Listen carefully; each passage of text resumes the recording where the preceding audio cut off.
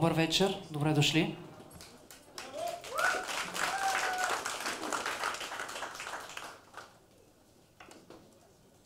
Маестро музика. Музика.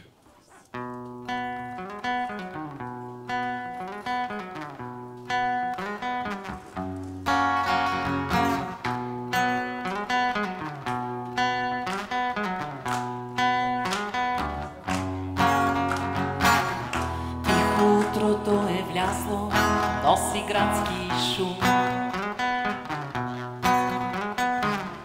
Празно е леглото ми, сили нощен сън. Сякаш някакво вълшебство има между нас. Бурена сънувам, ти накараме да чувствам днес най-прекрасното. Цвете от луната ти, ако желаеш, ще откъсна аз за теб. Вкусите без да знаеш, заключил кълдали очи, като слънце ти да си, като слънце ти да си.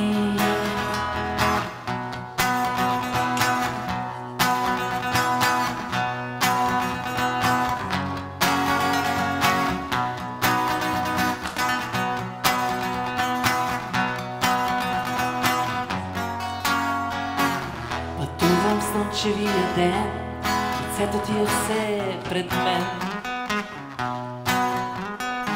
Щастлив съм, ти ми обеща, наша да е пак нощта. Сякаш някакво вълшебство има между нас. Буден аз те чакам, ти накараме да вярваш днес най-прекрасното. Цвете от луната ти, ако желаеш, ще откъсна аз за теб. Вкусите без да знаеш, заключи холодни очи, като слънце ти да си. Цвете от луната ти, ако желаеш, ще откъсна аз за теб. Вкусите без да знаеш, заключи холодни очи, като слънце ти да си, като слънце ти да си.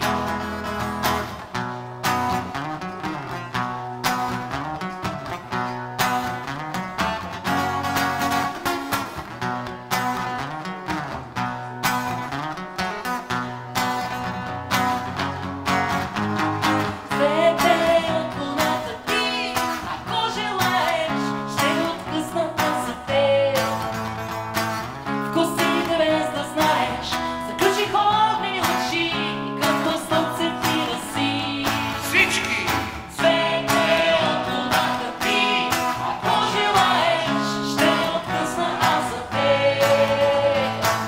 Вкусите без да знаеш, заключи холодни очи, като слънце ти да си, като слънце ти да си.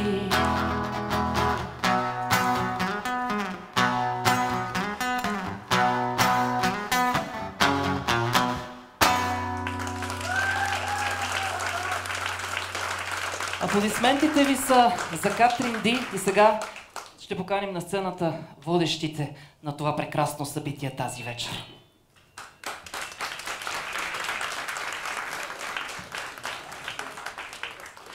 Здравейте, добър вечер и какво по-хубаво начало на тази невероятна и вълшебна вечер, която сме ви подготвили.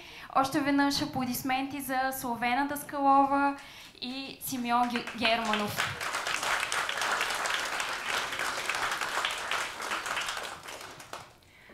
Ние сме Даниела и Вероника от The Book Club София и сме изключително щастливи да водим това прекрасно събитие. Ще ви подадем ръка и се надяваме заедно да се пренесем в едно прекрасно място, където съществуват самодиви и не само това. Те имат истински чувства, има жар птици и те определено не са измислица, има змееве, лами и още много, много приключения. Добре дошли в магията на лунно цвете, която Катрин е сътворила. Насладете се, отпуснете се, отворете душата си за магията, защото започваме.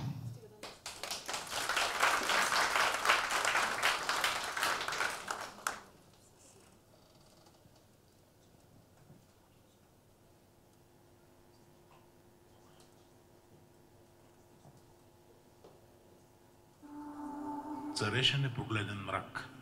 Пътеките в гората се оплитаха и преплитаха толкова, че дори самите те не знаеха на къде водят. Горските обитатели отдавна се бяха скрили в хралупите си. Страхуваха се от мъглата и от всичко потайващо се в нея. Момичето също се страхуваше. Босите и стъпала сигурно пристъпваха между шубраци и треви, а мъглата продължаваше да се стеля около нея като шлейф на бялата й рокля. Единствено пълната луна хвърляше светлина върху нея като ореол. Девойката усещаше как дървета и храсти протягаха клони към нея. Знаеше, че искаха да я докоснат, а тя искаше единствено да намери езерото. Черни облаци покриха луната и тя усети студени тръпки по гърба си. Сякаш ледени пръсти я докосваха.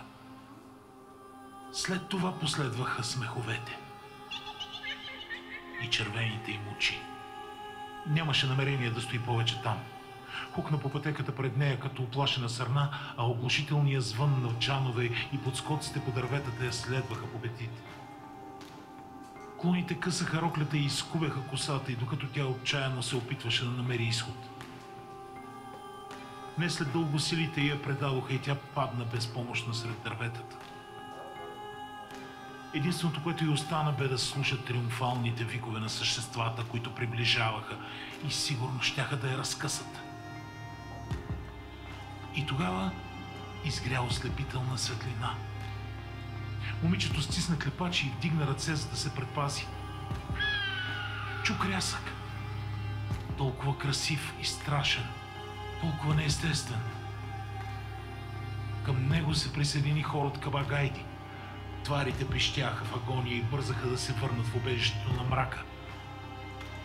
Момичето примигна един-два пъти и бавно свали ръце. Светлината все още грееше над нея, или по-скоро пред нея.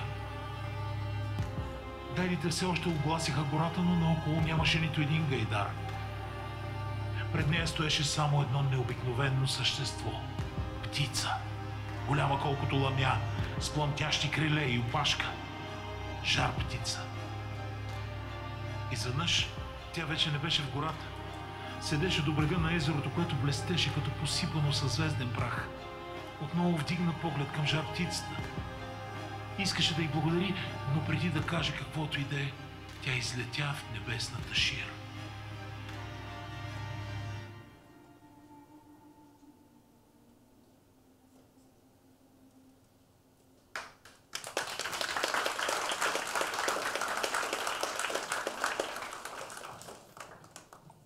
Леле, това ако не е атмосфера. Аз настръхнах за вас, не знам. Скъпи гости, това, което току-що заедно преживяхме, чухме, видяхме, е само началото на едно магично приключение, наречено Лунно цвете. И сега искам на сцената да поканя неговата създателка, Катрин Ди. Моля за аплодисменти.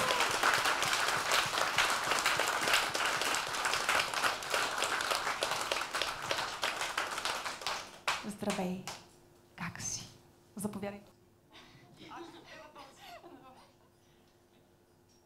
Ами, притеснена съм, защото все пак това е първата ми подобна премиера, изява на такъв тип сцена и искам да благодаря на всички вас, че сте тук тази вечер и че сте решили да я прекарате в атмосферата на Лунно цвете, както и в компанията на героите от романа.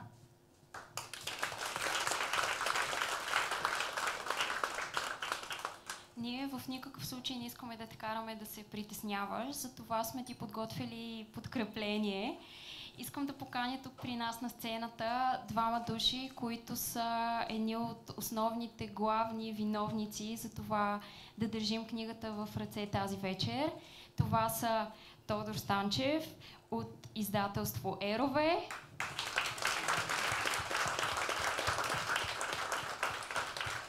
И другият виновник, това е Севда Турмакова, коректор, редактор и човек на много идеи.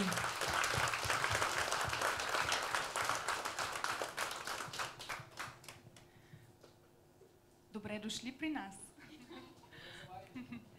Кажете ни, нека първо да започнем с Тодор. Разкажи ни малко повече за това, защо Лунно цвете е важен за вашето издателство и какъв беше процеса на работа с Катрин. Добре. Първо, хората, които ме познават, знаят, че аз съм от по митологията. Така че Катрин може би не го е знаела, но ако влезеш в нашето издателство, ще видиш, че нашия профил, когато сме завършили, сме били етнолози. Митологията беше първото нещо, което ме запали в книгата. И друго нещо, по което съм луд, това е музиката. А тя е навсякъде вътре в тази книга. Така че не ми трябваше много, след като изчетох нещата, които тя ми беше дала, да усетя вътре динамиката на цялото произведение. Да видя, че всъщност лично за мен ме грабнаха едни неща. Има нещо, едно властелинско вътре, такова усещане.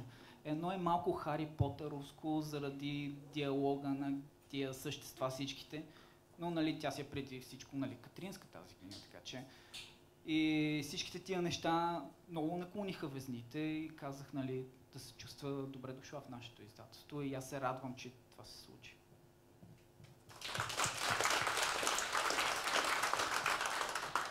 Севда, една от така най-важните връзки е между редактор и писател. Кажи, с какво писането на Катрин те спечели? Здравейте. Да започнем с съдържанието, всички тези интересни образи. Открих много неща, които самата аз не съм била запозната с тях. Говорим за повечето от тези фолклорни, митични, странни същества, начина по който те влизат в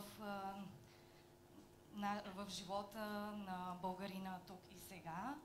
Като това ми направи впечатление, че действието не е като типичното за фентази роман.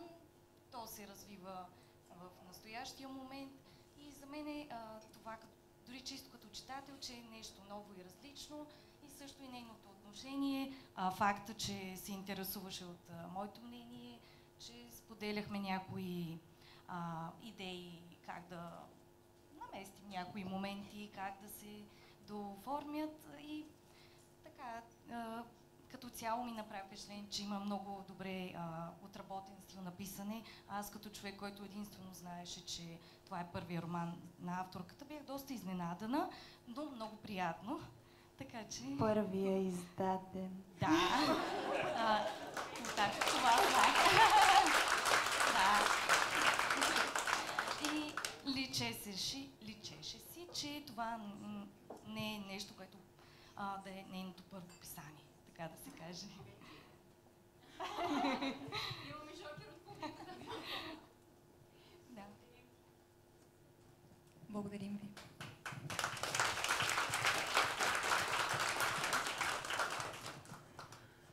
Както вече най-вероятно доста от вас знаят, книгата беше представена и на... Тоест, можеше да си вземете книга с автограф на алея на книгата, която мина съвсем скоро през септември. Колко от вас си купиха книгата и колко от вас я прочетоха?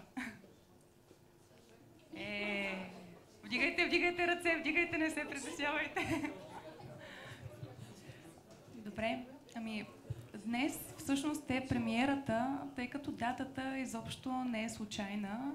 Освен премиера на книга, днес имаме и рожден ден на нашата прекрасна авторка и ние искаме да я честитим, искаме да й пожелаем да бъде жива, здрава, все така вдъхновена, все така красива, изпълнена с енергия, творческа и не само. И нека сега да чуем вашите аплодисменти.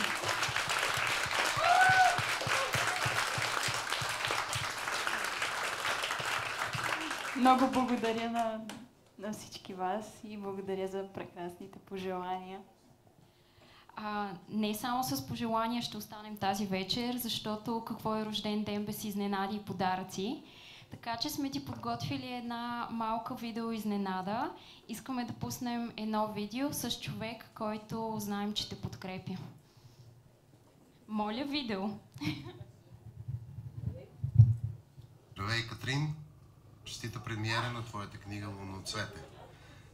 Желаем ти много успехи и, разбира се, страхотно е това, че един млад човек като тебе се е захванал с писателството, с това да твори книги, защото наистина в България, а и по света, вече книгата е нещо, което е много специално. Така че остава да ти пожелаем много успехи. Благодарим ти за това, че сме част от твоето вдъхновение и, както казах, успехи и много тиражи.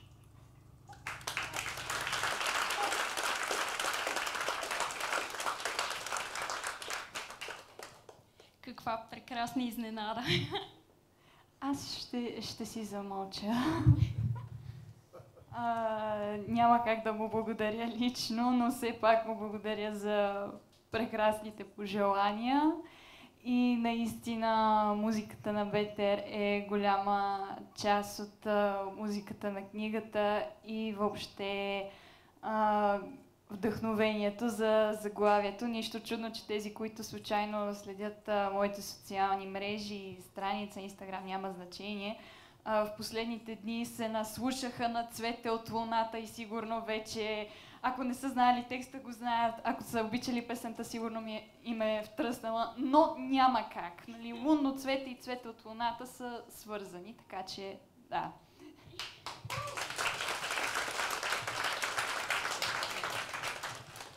Предполагам, че няма нужда да поясняваме. Всички познаваме Наско от БТР, този прекрасен вокалист и изпълнител. И всъщност ти спомена в книгата, БТР е саундтрака на книгата, виждаме "Цвета от луната", виждаме "Спасение", всички прекрасни техни песни. Откъде се зароди тази любов и как тя допълва самотивската природа на вида? Аз винаги съм била човек, който обича рок музиката. БТР в действителност са българска група, която много харесвам, заедно с ПИВ. И някак си просто го усетих в момента, в който "Цвете от луната" вдъхнови заглавието "Лунно цвете". Просто знаех, че главната героиня би се влюбила в тях, би носила техни тениски навсякъде и би слушала всеки техен албум, нали, би намирала песен за всяко свое настроение, която да е тяхна. И така, и действителност не само музиката на БТР, но и музиката на други изпълнители, като Тино, като ПИВ, като Д2, Тангра. Техни песни в действителност дори ми помагаха за някои сцени, ми даваха идея за някаква сцена или дори диалог, така че музиката е нещо, което ми е много на сърце. Аз не мога без музика и дори инструментали, които съм си пускала на Томас Бергерсен, наистина улесняваха целия процес. Добре, ами нека да споменем малко и за самия сюжет съвсем бегло. В "Лунно цвете" ти представяш Вида, твоята главна героиня, която всъщност е 17-годишна полусамодива с майка самодива и баща човек, която започва своите големи приключения заедно със своите приятели. Разкажи ни малко повече как се зароди идеята за тази книга, откъде тръгна всичко? От един телевизионен репортаж. И то не толкова самия репортаж, той беше новогодишен репортаж, свързан с традиции, нали, точно покрай Коледа и Нова година. И не толкова самия репортаж, съдържанието ме вдъхнови, колкото музиката. Бяха сложили за фон някаква невероятна гайда, мелодия от гайда, която не бях чувала преди и която звучеше много красиво, много мистично.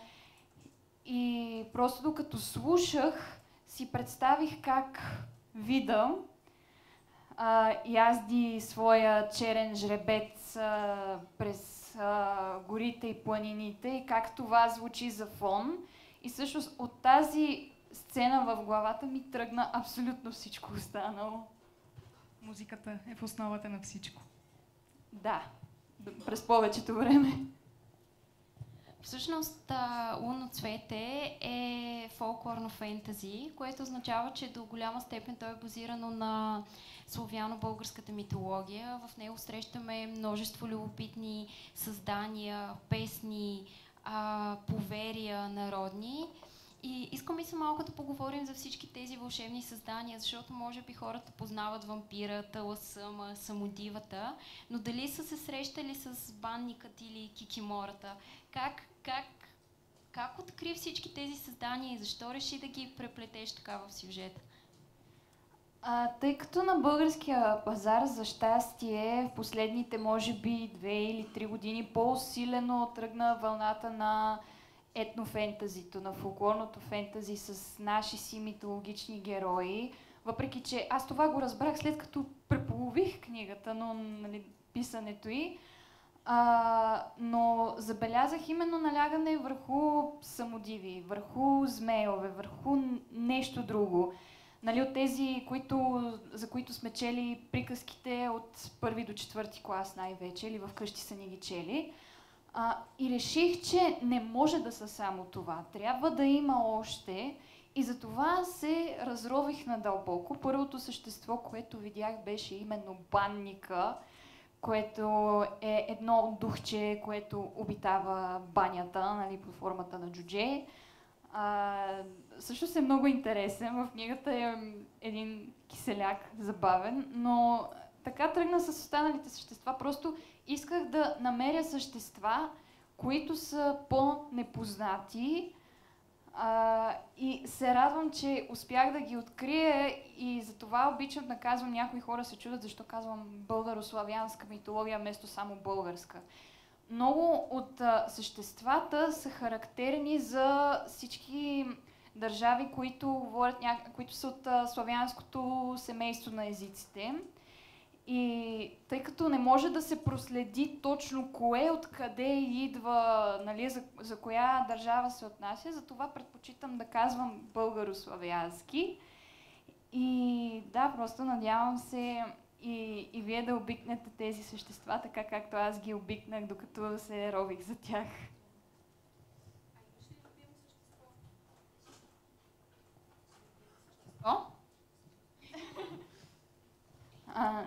Любимото ми същество, мисля, че е троицата Овинник, Банник и Кикимора.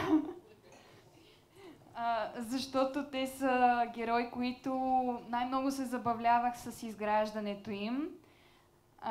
И техните сцени винаги, независимо дали бяха драматични или смешни, просто най-много ми легнаха на сърце. Кикимората и по други причини ми легна много на сърце, защото тя е образа на моята прабаба Кера, дори носи нейното име.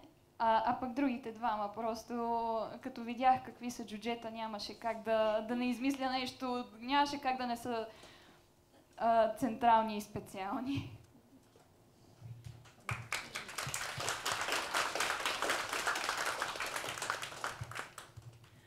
Добре, ами в книгата всъщност Вида така доста дълго време отрича своята самодивска страна, своята самодивска природа, което води до, разбира се, много последствия, като например поставя граница между себе си и родителите си. Защо е така и в живота? Ние хората някакси много трудно приемаме какви сме всъщност. Много трудно приемаме истинската си природа и това води до своите последствия. Защо според теб е така? При Вида специално това разграничаване от майка и специално, защото тя баща си не го познава, при нея е така, защото да, майка й може да е отгледала, може да е било против природата и да я отгледа, защото според приказките самодивите изоставят децата си. Обаче това е типично тинейджърския бунт, който поне голяма част от тинейджерите минават през него. И тъй като тя вече се е запознала с опасностите на света на магията, това, че там почти няма любов, няма приятелства, няма тази човешка привързаност, която прави хората хора и ги разграничава от съществата, освен магическите им способности. И тя за това повече наляга върху човешкото, защото макар и хората да го подминаваме много често този елемент, за нея той е толкова съкровен, защото знае какъв е живота на чистокръвна самодива и колко студени, безскрупулни и жестоки могат да бъдат те. И просто тя има цели амбиции, нали, като да има кариера от някакъв тип, като да живее на друго място, да прави различни неща от това, което майка й прави, и просто не иска да следва същата пътека, да изгради своя, да пробие през живота, да създаде своя пътека.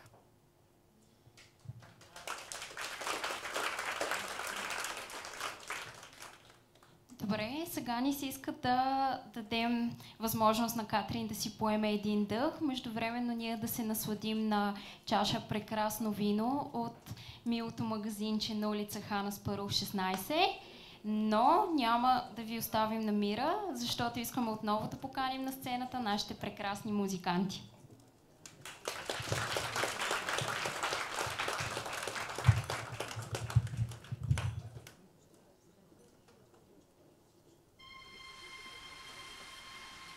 Дима се поколеба, но все пак се съгласи. Деница стисна ръката му силно, докато гледаха как вие да...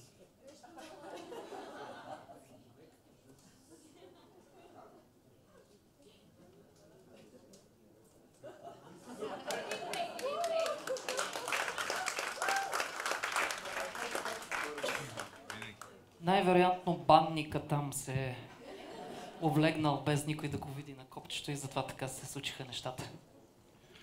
Аз познавам прекрасната авторка и нейната майка.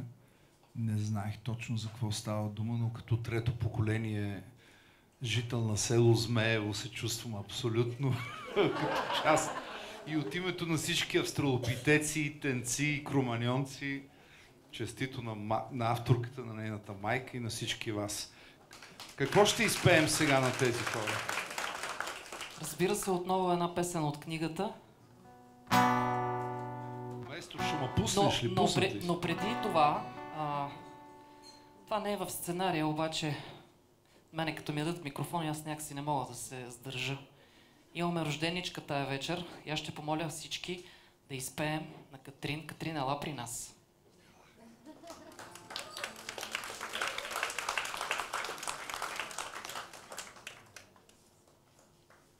На прекрасна Катрин сега всички заедно обаче трябва. Happy birthday to you.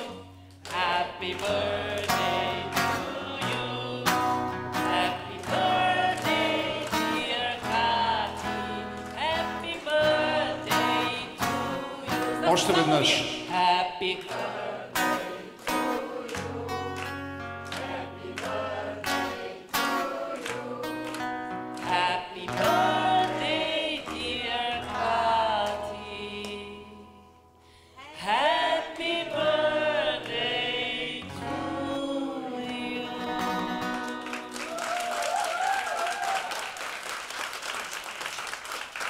да й пожелаем всички рождени дни от тук нататъка да ги празнува с все такива емоции, с толкова много хора, които да държат на нея. Честито, няма да те целувам, защото ме страх чак, че ще ти развалят тази красота, амбаче ще кушна. И да има вампири, таласъми и всякакви подобни добронамерени, разбира се. Ние по програмка казваме.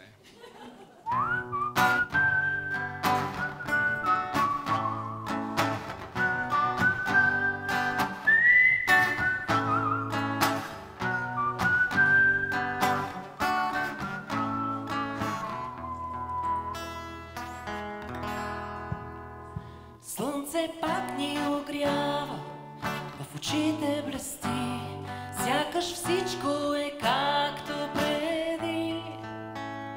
може би не повярва, но от много далеч аз съм тук само за теб. Казах отдавна, че не мога да спра, твърде силно ме привлече света. Откава тогава, безкрайно сама, като сън далеч избледна.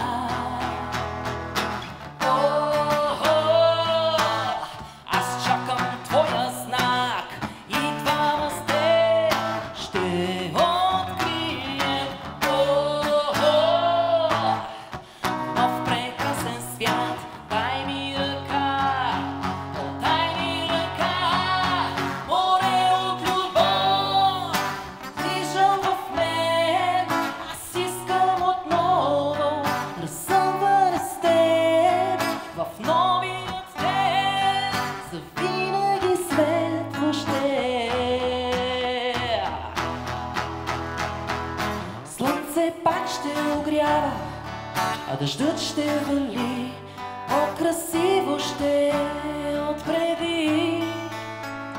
Ти все още не вярваш в чувствата си, но виждам нежност в твоите очи. Аз виждам нежност в твоите очи.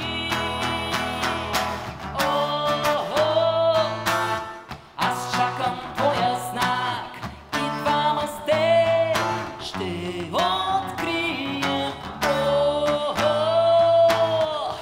нов прекрасен свят. Дай ми ръка, море от любов шума в мен. Аз искам отново съмър с теб в новият ден, завинаги светло ще е.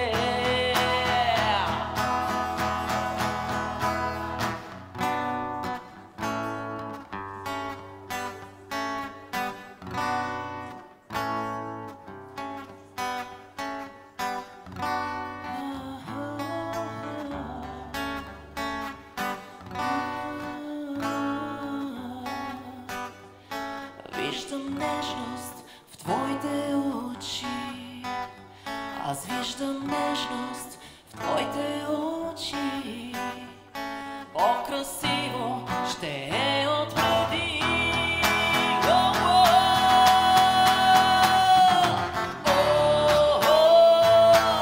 Аз чакам твоя знак и двама с теб ще открием нов прекрасен свят. Дай ми ръка, море от любов шума в мен. Аз искам отново съмър с теб в новия ден, винаги светло ще е.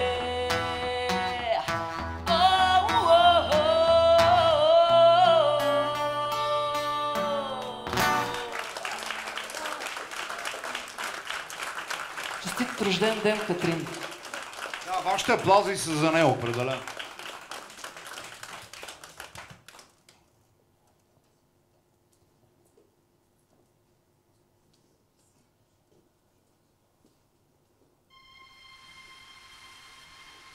Дима се поколеба, но все пак се съгласи. Деница стисна ръката му силно, докато гледаха как Вида и Камен минаваха през руините и слизаха на огромните стръмни и хлъзгави скали. Деница си повтаряше положителна мантра, но дълбоко в себе си знаеше, че при тях нищо не вървеше толкова лесно, че да не мине без неприятности. Колкото по-напред се придвижваха Вида и Камен, толкова по-смразяващ ставаше вятъра, а морето по-ядосан. Но там имаше някой, на когото тези бурни емоции не влияеха. На края на скалите седеше момиче, свързана на кок, кестенява коса, тъмни очи и загоряла кожа. Винено-червеното й пълто се отличаваше сред сиво-черния пейзаж, а ръцете й шариха с молив по листите на скицник. Вида направи знак на Камен да не я следва. Не знаеше какво да очаква. Извинявай, прокашля се самодивът. Ти ли си, Пагане? Непознатата бавно обърна поглед към нея. В очите имаше нещо странно, пресмятащо, но и забележително красиво. Със сигурност беше момичето от Саней. Приятно ми е да се запознаем, Вида Самодива, дъщерна Елена Самодива. Усмихна и се леко. Откъде знаеш името ми? Повдигна вежда Вида. Тангра знае всичко. Изправи се Пагане. Каза, че ще ме потърсите тук и заръча да ви помогна. За мен ще бъде чест. Изправи се и протегна дясната си ръка, облечена в ръкавица към Самодивата. Вида добре си спомняше, че точно тази ръка бе белязана от странен символ. Мълчаливо отказа да поеме ръката й. Пагане се примири и ловко се придвижи до камен, който ги чакаше малко по-нагоре. Девойката се запозна с него и другите им двама спътници, след което ги поведе през тесни улички между къщите. Изглеждаше така, сякаш минаваха през лабиринт от хиляди нишки. Сигурна ли си, че е добра идея да я следваме? Прошепна и Дима. Жар птица ме доведе тук. Изглежда така, сякаш и Тангра е искал също. Отговори Вида. Не би трябвало да ни навреди. Нима вярваш в тази глупост Тангра? Изгледа е невярващо Деница. Това е просто измислено име на забравен бог. Тангра не е като Христос, обади се Пагане пред тях, без дори да се обърне. Той няма лице, не умира и не възкръсва. Тангра е небето, което виждаме, и земята, по която стъпваме. Енергията, която тъче съдбите, и съдникът на праведните и грешните. Мислете ме за луда, ако пожелаете, но не обиждайте него и творенията му, без които и вас нямаше да ви има. Не се долавяше и нотка гняв и огорчение в гласа й. Просто споделяше своята гледна точка с примирение. Явно бе свикнала всеки да се подиграва на вярванията й. Вида вярваше в Тангра. Знаеше, че съществува, така както Перун и нейните богове съществуваха. Знаеше и колко объркващо звучи всичко това за приятелите й, които дори се съмняваха в християнството, но сега не бе времето да им обяснява устройството на небесата. Къщата, до която ги отведе, приличаше на много други. От дърво и камък, с някакъв възрожденски вид, на 2 етажа и с малка градина. Изчакайте тук, спря ги Пагане на входната порта и изчезна някъде зад къщата. Малко по-късно се върна с запалена факла. Какво по дяволите, отскочи назад Дима.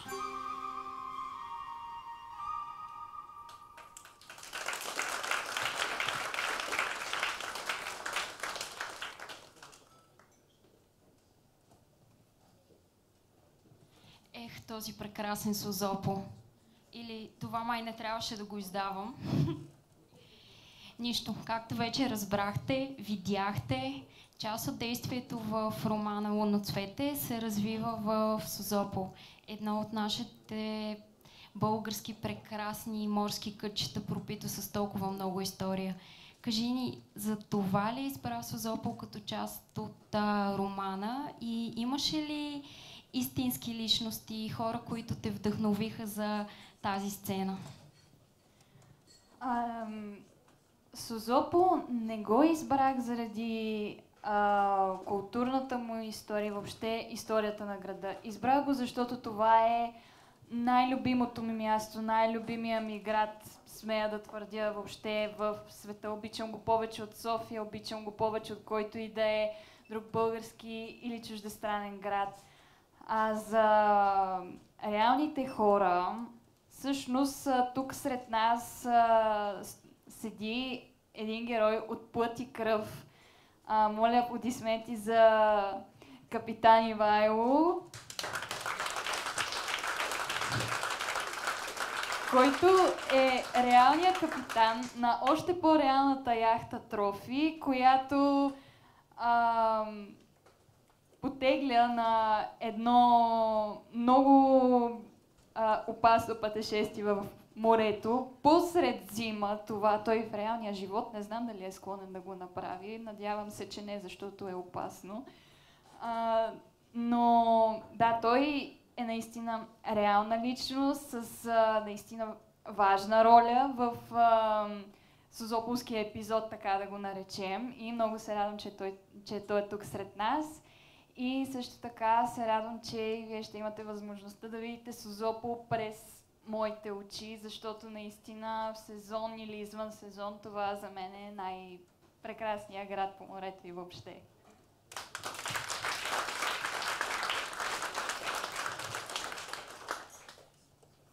Добре, нека да си поговорим малко за сънищата. Всъщност това е, което води Вида към Созопол, един сън. И през цялата книга тя сънува различни неща и нейните сънища определено не са случайни. Какво те накара да вплетеш сънищата в сюжета и какво е тяхното значение? Ами в книгата сънищата в действителност не са просто сънища, те са съньовидения. Това е начин жар птица да комуникира с Вида и да й каже какво ще се случи или къде трябва да иде, или ако отиде някъде, какво ще се случи. И вече тя тълкува по свой начин тези сънища. Иначе темата за съня винаги ми е била интересна. Какво се случва, например, Пагане от откъса, тя е ясновидка. Тя се появява в действителност в един от сънищата на Пагане и двете споделят една връзка, която дори в първата книга не става ясно. Да, ще има втора книга. Но да, за мен темата за съня винаги е била интересна. Било ми е интересно какво се случва докато спим в нашето подсъзнание. Дали някой може в действителност да комуникира с нас чрез съня. И за мен това е един доста интересен, така магичен момент. И пролога, който чухте, в действителност също това е първия вариант на сънищата на Вида.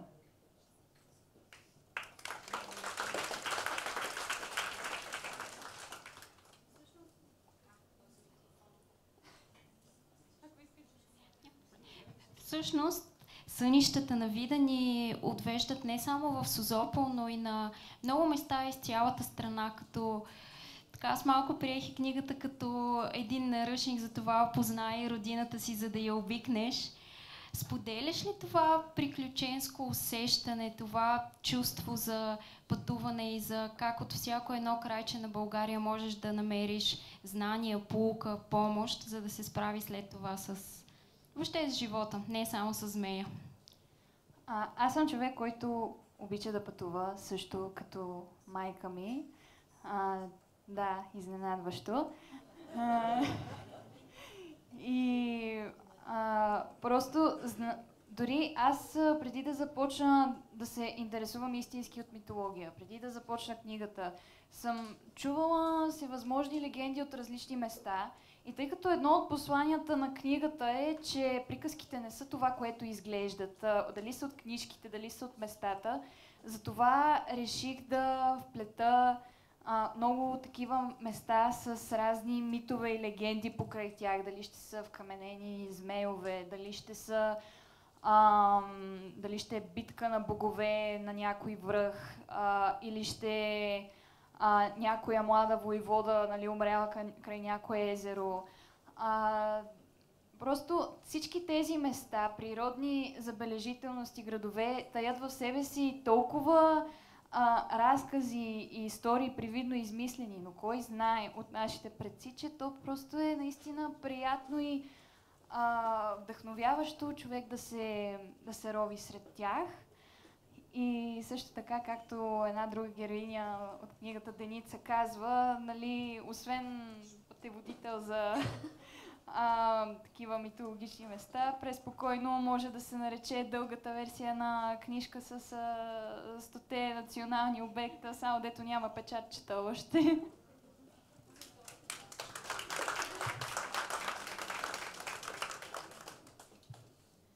Добре, сега на мен ми се иска малко да върна назад към началото на книгата,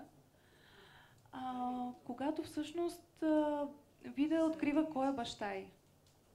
Тя го открива, надявам се, не спойлвам, открива го като намира дневника на майка си и го прочита. Защо според теб не трябва да си играем с миналото и защо едно такова ровичкане може да има много сериозни последствия? По принцип, миналото е за да се учим от него. Обикновено, когато не знаем какво е то, поне това е моята гледна точка, когато не знаем какво е или не го познаваме, сме обречени да го повторим по някакъв начин. И затова лично аз за ровичкането на вида в дневника на майка и, нали, не го виждам като нещо лошо, защото тя в действителност, да, тя открива баща си, но тя открива и много повече, няма да издам какво точно. Но това е, така да наречем, едно от нещата, които действително в последствие променя целия и мироглед, как гледа на магическия, на човешкия свят, на взаимоотношенията, на това, че не всичко е черно и бяло, нали, защото се разбира причината, защо тя не го е познавала през цялото това време. И в действителност, как монетата има две страни и за мен точно миналото е за да се учим от него, за да не повтаряме грешките му. Пък кой знае, всъщност, като се ровичкаш в нечие минало, както в случая, всъщност тя открива нещо доста хубаво, смея да твърдя, малко шокиращо, и неприятно в първия момент, но в последствие се оказа, че е много хубаво.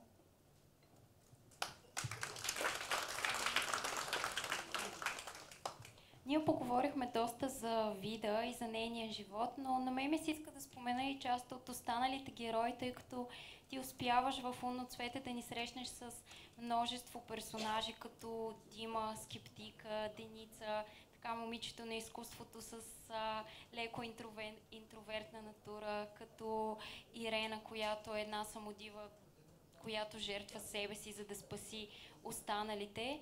Всъщност, как успя да изградиш толкова много персонажи, всеки с своята история и какво вложи от себе си във всеки един от тях? Честно казано, аз не мога да си обясня как се творих толкова герои, просто фантазията ми е много развинтена. Иначе, във всеки герой, поне в главната четворка, има нещо от мен. Нали? Не мога да кажа, вложила съм всичко от себе си в Вида, или в Дима, или в който и да е. Всеки има по нещичко от мен. При Вида може да е любовта към рок музиката, примерно. При Деница може да е че това, че тя се старае да бъде усмихната, например. При Камен тази чистота, нали, добра душа, която гледа да помага на всеки. При Дима, нали, тази свитост и много често такова едно черногледство. За останалите персонажи отново те бяха плод на фантазията ми. Не мисля, че съзнателно съм вплела характеристики на други хора или на себе си в тях.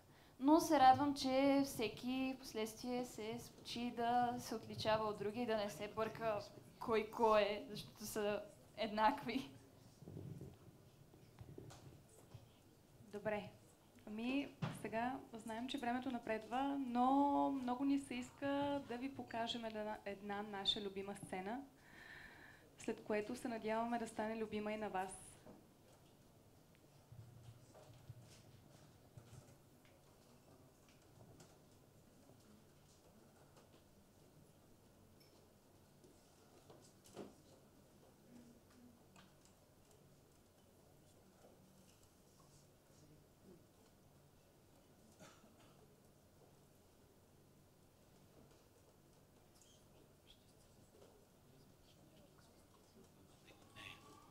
Преди да осъзнае какво се случва, жена с побелела коса я издърпа на крака и впи в нея черния си поглед. Тича към вилата, отсече. Там ще си е безопасност.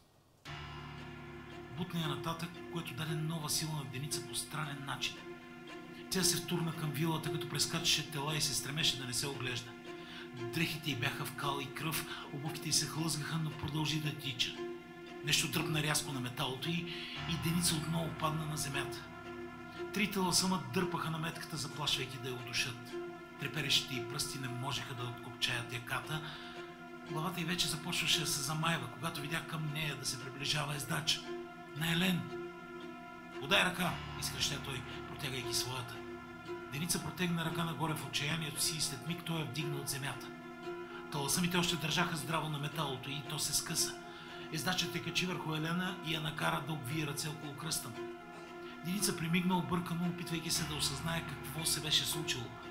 Ами ако това беше друго чудовище, което искаше да я убие? И ти ли си някаква твар? Попита го. Някой зъл елфски принц? За жалост или не, човек съм, засмя се леко той. А как, смотолеви, как така и яздиш Елен? Ще ти разкажа, ако оцелеем, отговори рязко, докато Еленът му прескачаше и отбягваше злите духове. Някои от таласамите се опитваха да скочат върху гърба на Елена с цел да сграбчат скъсаното на метало на Деница. Тя го откопча и го остави на вятъра, така че да ги свали на земята. Ездачът от своя страна направи факла от един дълъг прът и изгаряше лицата на кръвници по пътя си. Щом приближиха вилата, той хвърли факлата и пришпори Елена. Животното тичеше толкова бързо, сякаш го носеше вятъра. Стигнаха прага и младежът скочи с Деница от гърба му, след което Еленът препусна към гората. Двамата влязоха във вилата, където бяха всички оцелели ученици и възрастната жена.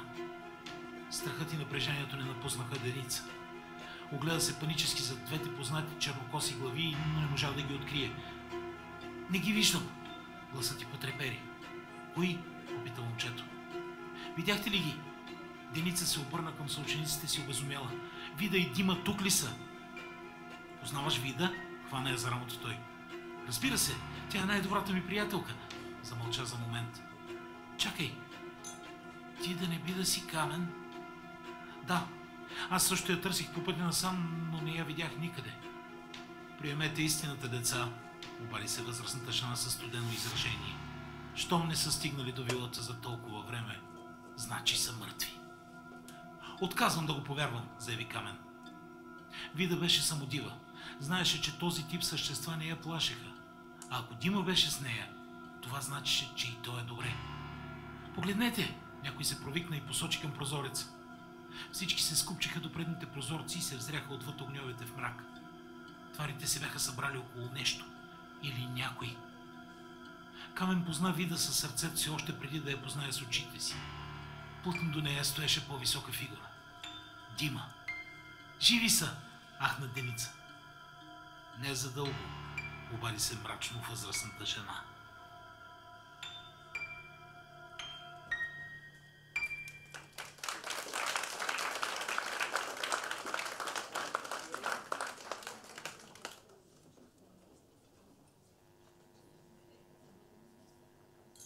Знам за вас, аз настръхнах леко от тази сцена и докато я четях в книгата също.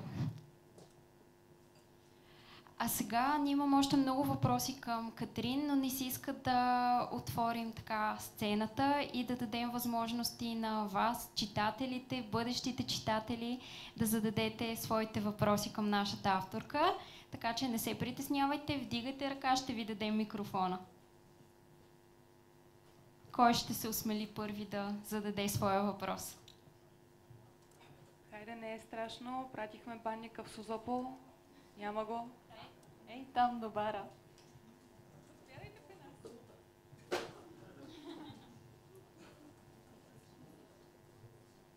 Имаш ли любим момент от книгата? Много са. Нека започна от там. Един от любимите, може би една сцена, нали, така просто тя ми изниква първа, но има много любими моменти в книгата. Първата сцена, която ми изниква на ум, която ми е любима, е как домашните духове защитават своя дом, нали, дома на Вида и нейната майка. И нали, банника той използва горещи струи вода, нали, носи се по една вана. И изведнъж от кухнята излиза кикимората, която нали, носи един тиган в едната ръка. Използва тенджера за щит и носи колан с ножове. И така нали, атакува всички, защото тя реално магия няма. Тя има само физическата сила на своите пилешки мускулчета, така че... Едновременно драматична сцена, но и комична, имайки предвид как всеки от тях изглежда в този момент. Аз си признавам, че трябваше да гугълвам част от създанията, които беше включила и така, за да видя как изглеждат, да си ги представя. И точно Кикимората и Банника станаха моите любимци.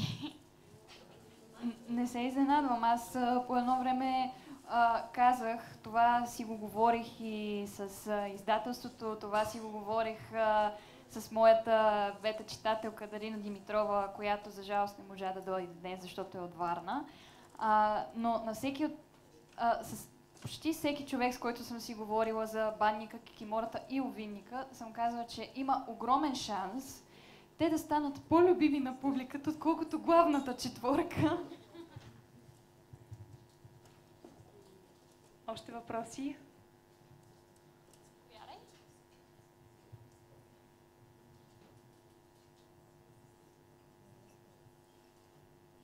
Искам и се да те питам, всъщност един малко по-общ въпрос. Какво те кара да пишеш? В смисъл, какво ти доставя? Защо е нещо, което обичаш да правиш? И също така относно книгата, защо Лунно цвете е всъщност първият роман, който си се захванала и си довела до издаване? Писането се превърна в моя сериозна страст и нещо, с което реших, че искам да се занимавам. Когато бях на между 12 и 14 години, но за пръв път почнах, когато бях още на 9 или 10, включително моята начална класна госпожа Маркова може да го потвърди.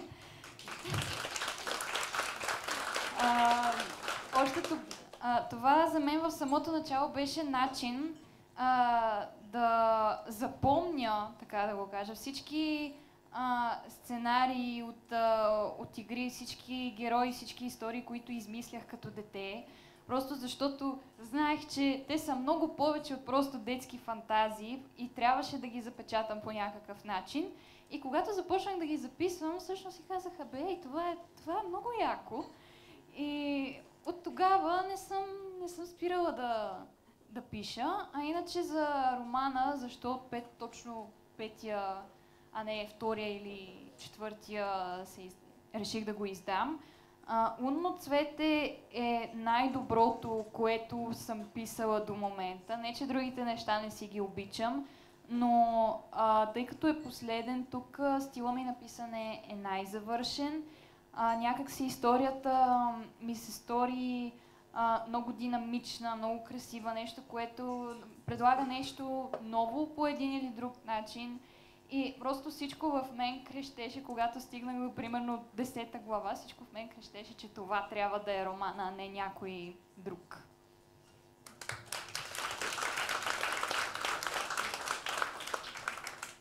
Добре, сега на мен ми стана интересно. Помниш ли някои от тези истории, които си писала като малка и би ли ни я споделила накратко?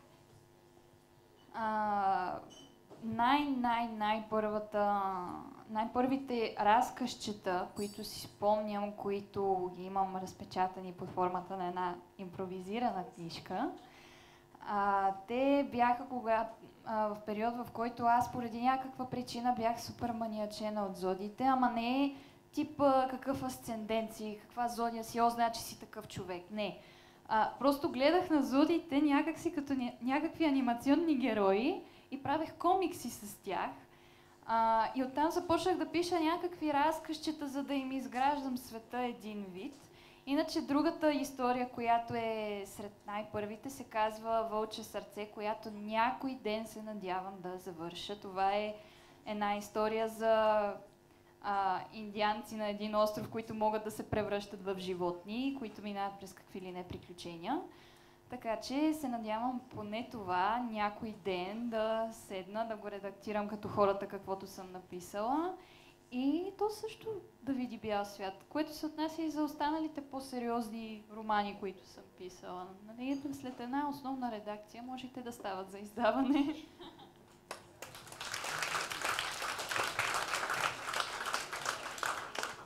Добре, имаме ли други въпроси?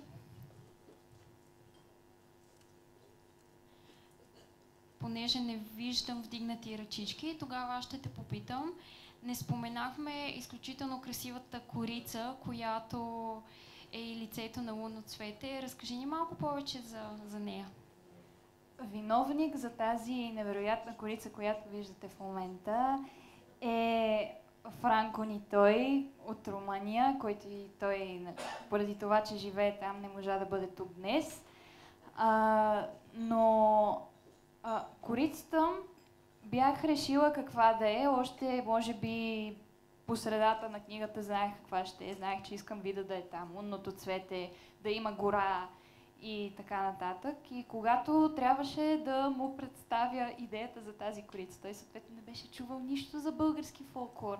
Така че как да му обясня какво точно е събудива, и затова се опитах да опиша вида по възможно най-подробния начин, на който бях способна на английски. И оттам, нали, цялата обстановка. И всъщност това, което много приятно ме изненада, беше, че той успя да създаде тази красота почти от раз. Говорим по начина, вида както изглежда, начина по който стои фона зад нея, всичко това той го направи от раз. Единственото, което трябваше да направи е косата й да е черна и роклята й да е бяла и с дълги ръкави. Всичко останало го беше направил идеално, а също заглавието това не е шрифт.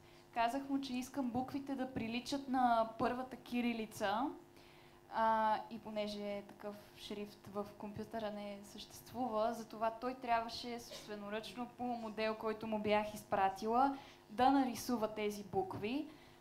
Така че, и въпреки че не е тук, искам и на него да благодаря, че създаде тази вълшебна корица, и определено очаквайте толкова красива или още по-красива корица за книга 2.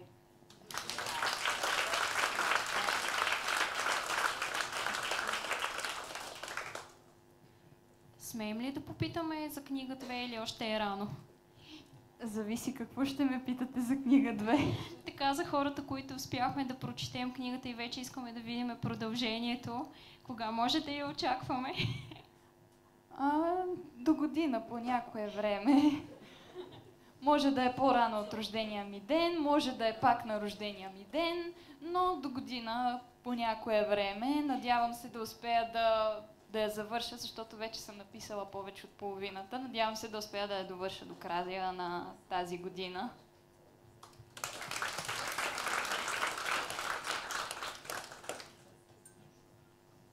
Добре, и преди да преминем към нашето финално изпълнение и края на вечерта, всъщност сме подготвили една изненада и за публиката, така че имаш честта да изтеглиш победителя от нашата томбола. Ако си спомняте, при влизане в Singles си взехте така по едно билетче с листче.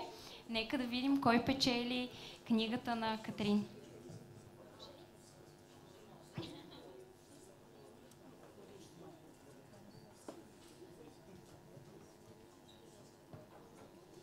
Честта се пада на теб.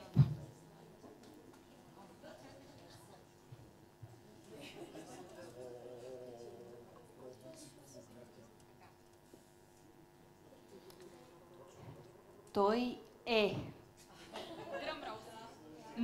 Неговият номер е 0 9 0 090.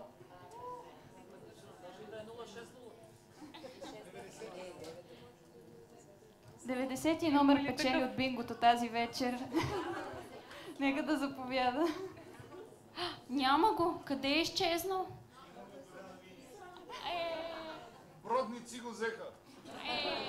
Айде. Друг, като го няма... Ами, теглим втори номер. Да е стоял тук.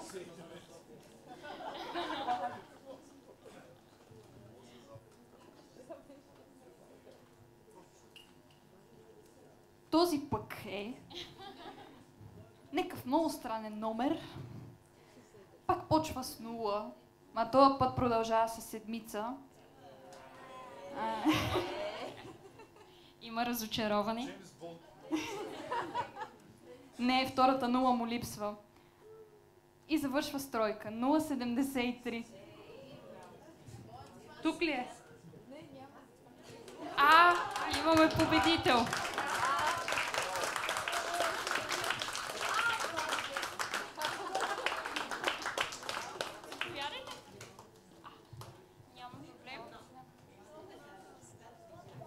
Знаех, че ще спечеля. Защото 7,3 прави едно. Едно печал.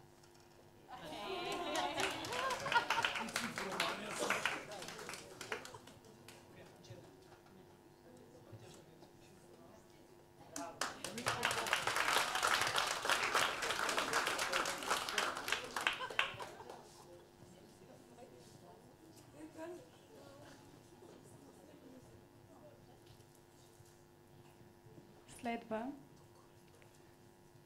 отново едно прекрасно музикално изпълнение. Каним нашите изпълнители на сцената.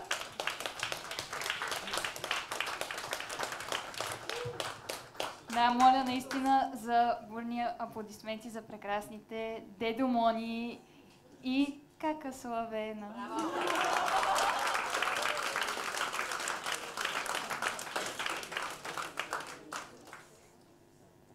Станах как?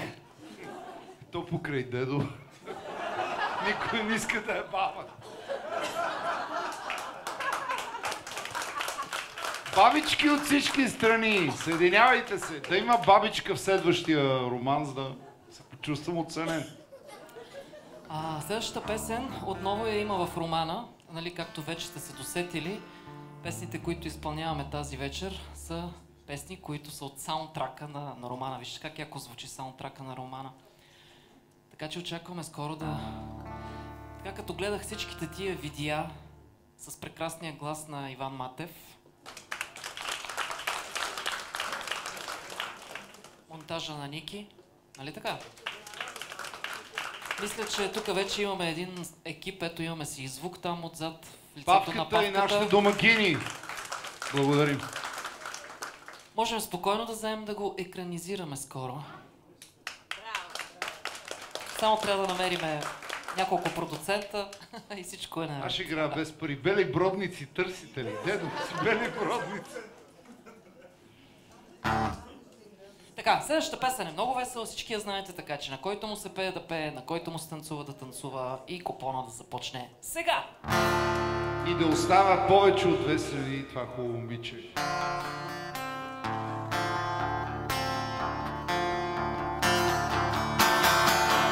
Беше слънчев ден, случайно те открих. Пляскайте! И в знак на обич стих ти посветих. И потърсих в теб за направен бяг на любовта и песента. Открили една мечта, като нежен дъжд валеше твоя глас. Като цветен сън животът без нас. Като лятото горещо беше любовта и в нощта откривахме нежността.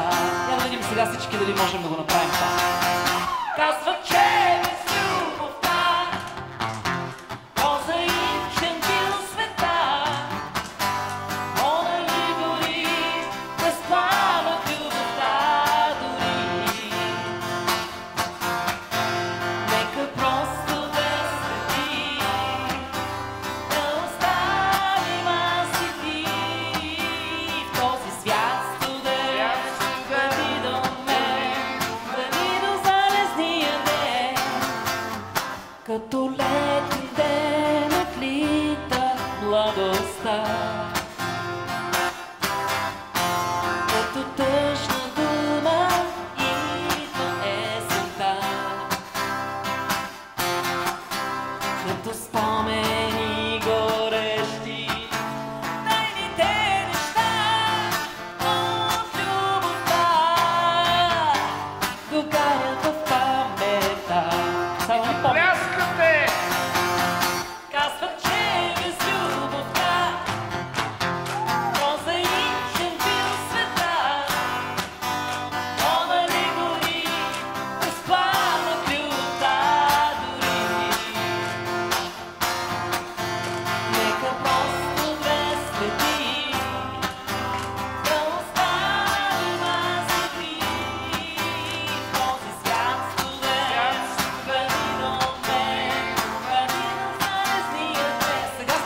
вие. Казва, че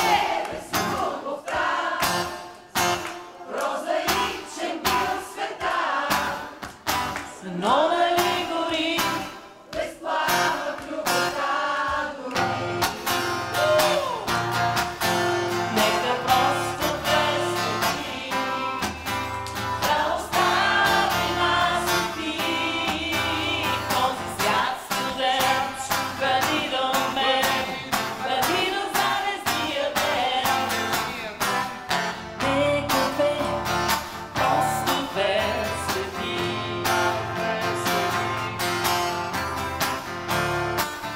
Да остави аз и ти, аз и ти. Нека бе следи, да следи. О, да оставим аз и ти.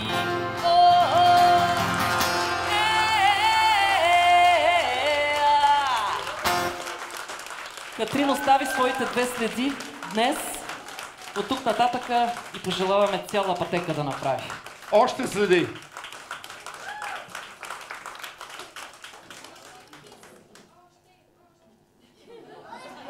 Това е нейно събитие, не е наше. Аз искам още, за тях не знам. Добре, ще го обсъдим с Кака Славена и Дедо Мони, ще го обсъдим.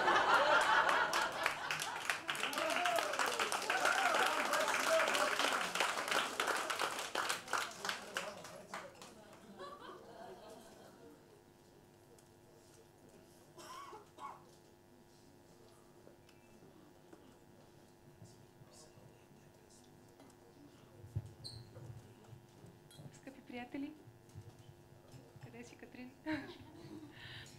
Много ви благодарим, че бяхте част от днешното събитие, а именно премиерата на тази прекрасна книга "Лунно цвете" от Катрин Ди. Искаме да благодарим още на няколко души и не само. Искаме да благодарим на любезните ни домакини от Бар Singles.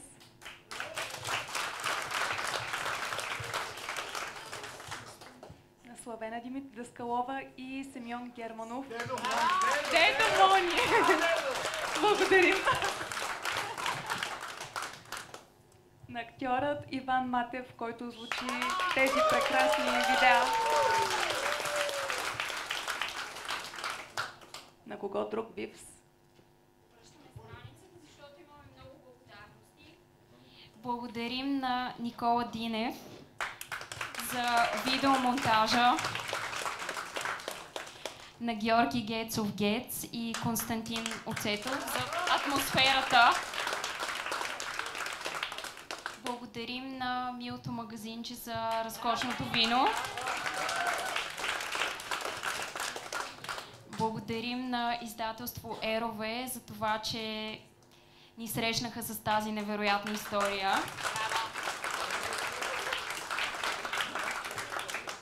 Благодарим, разбира се, на Катрин за това, че я е написала.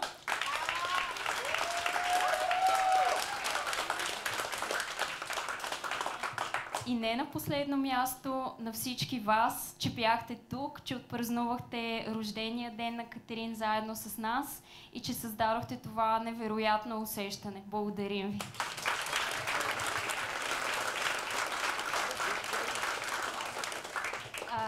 Аз също да кажа някоя друга благодарност. Благодаря на всеки един от вас отново, който избра да прекара своята понеделник вечер в компанията на Вида и всички останали герои от Лунно цвете, да се потопи в този магически свят, който е точно под носовете ни. И най-вече благодаря на всеки от вас, че че отново сте тук, но просто сбъдвате мечтата на едно дете. Благодаря ви!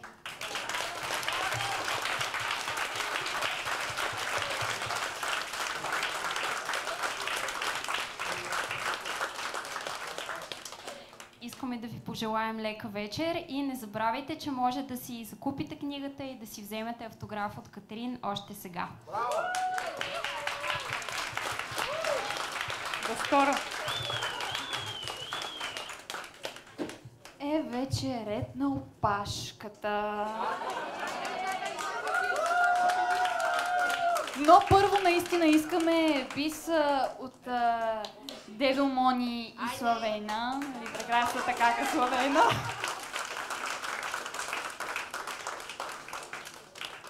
И също така искам много да благодаря на нашите прекрасни водещи, които в действителност допринесоха за настроението и в действителност, момичета, успокоихте ме.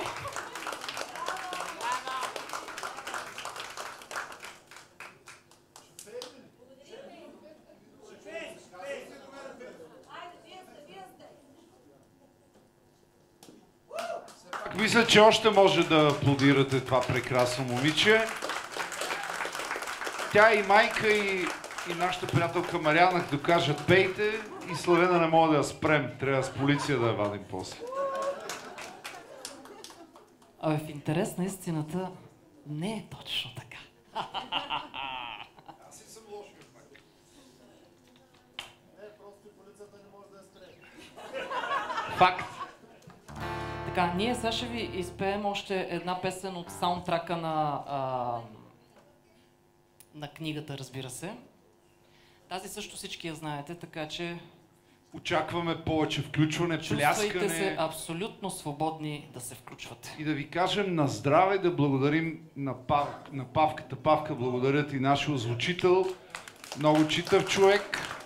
Ели, което познавам, и всички вас. Айде да кажем какво правиме.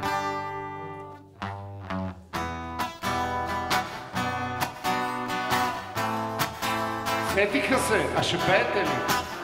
Не ви чувам, издишате ли алкохол? За мен отдавна хората говорят. Какво? Че вечно съм безпукната пара. Но аз със всеки съм готов да споря. Дали това е най-важно на света? Живея на последния етаж. На мансарда, точно под звездите. Прозореца е моята врата. И аз вървя към тях и ги разпитвам. Дали след време тук под звездите. Какви звезди, а? В Сингос пак ще има светлина. Дали тогава пак ще слушам Beatles? Охо, и Катрин ще чета.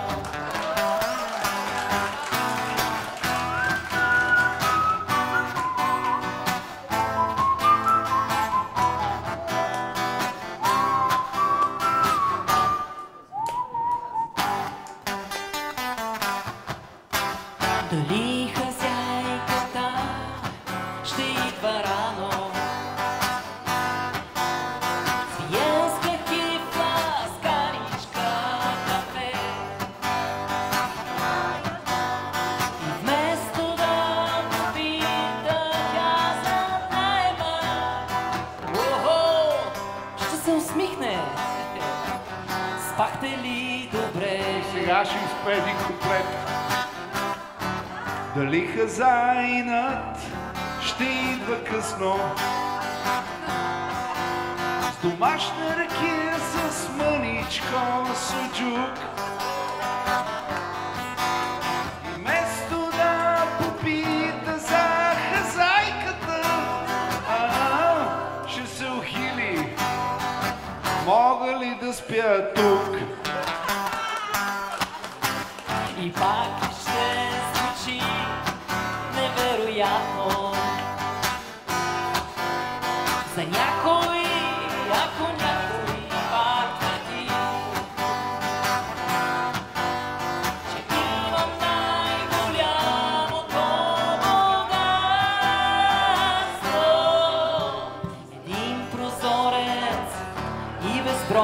мечти. Че имам най-голямото богатство. Един прозорец и безброй мечти.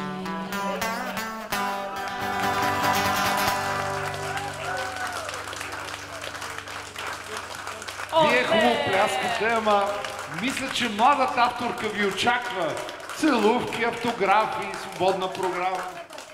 Благодарим на Синглс още веднъж. Нещо ще им кажеш ли на тези хора сега? Сега вие, докато взимате автографи, тъй като големия празник, освен на Катрин и на нейната майка, която днес я празнува. Цвети, цвети, цвети, цвети.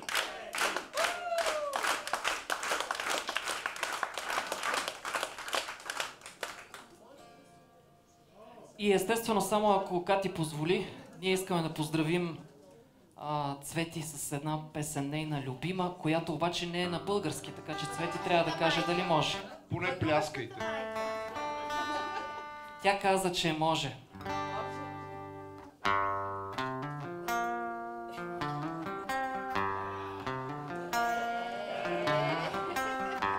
Супер Иван се изказа. Цвети, имаш прекрасна дъщеря. Много дълго време да си се радвате взаимно.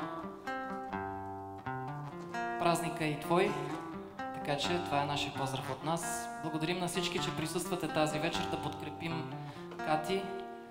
Хубаво е, че има хора, които продължават да пишат, защото трябва да има и хора, нали, трябва да учим младото поколение да чете. А какво по-хубаво от това да четат някой, който е много близо до тяхната възраст. Така че, Кати, дързай. Ти си един истински будител, в истинския смисъл на думата. Благодарим ти.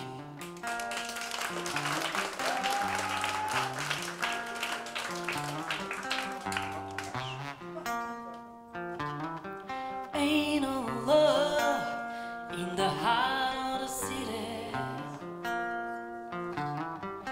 Ain't no love in the heart of town.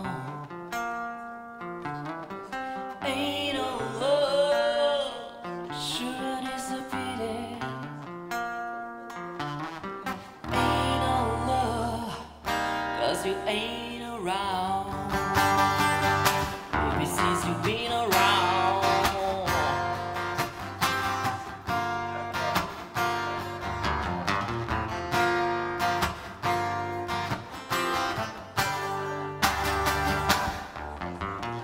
Ain't no love in the heart of the city.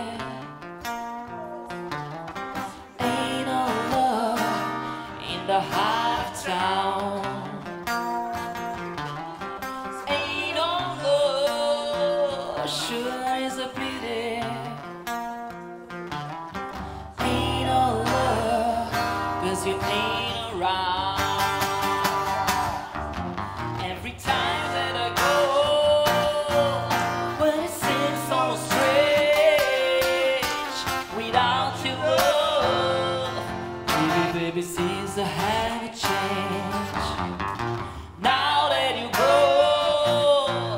where the sun's don't shine, from a city hall to the country line. Ain't no love in the heart of the city. Ain't no love in the heart of town. Ain't no love, shouldn't is a pity, child. Ain't no love, 'cause you ain't around. Yeah. Ain't no love. Тук имаме Катринка. Джуджетата на сами. Дядоци с бели бради. Русалки обясно. Самодиви. Самодиви.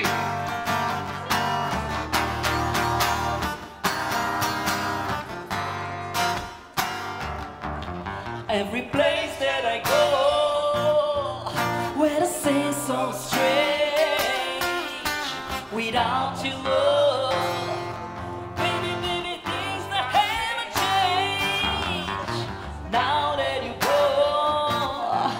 Why the sun so shine from the city hall to the country line? That's right, ain't no love in the heart of the city. Ain't no love in the heart of town. Ain't no love, sure is a pity. Ain't no love, 'cause you ain't around. Yeah, ain't no love out of the city. Ain't no love in the heart of town. Ain't no love, sure is a pity. Ain't no love, 'cause you ain't around. 'Cause you ain't around.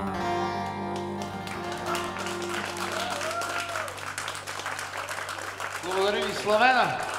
Дедо Мони. Вашите Катрин. аплаузи са Катерина, за прекрасната й майка, за Иван. Абе, да сте живи и здрави! И те да знам. Въртиш се около мене, притеснявам се вече. Взаимно е. И така, ето сега Катя е там, който иска може да вземе автограф, който може да иска да си купи книга, който иска може да зададе още въпроси и съвсем скоро се надявам да се видим пак по същия повод.